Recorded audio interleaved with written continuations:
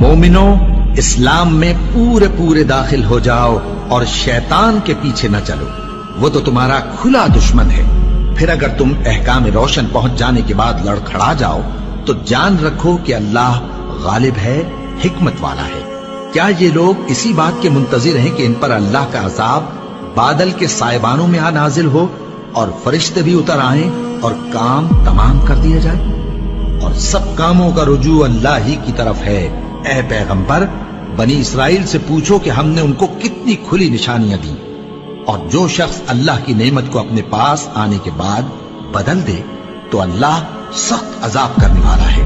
اور جو کافر ہیں ان کے لیے دنیا کی زندگی خوشنما کر دی گئی ہے اور وہ مومنوں سے تمسخر کرتی ہیں، لیکن جو پرہیزگار ہیں وہ قیامت کے دن ان سے اوپر ہوں گے، اور اللہ جس کو چاہتا ہے بے حساب رزق دیتا ہے۔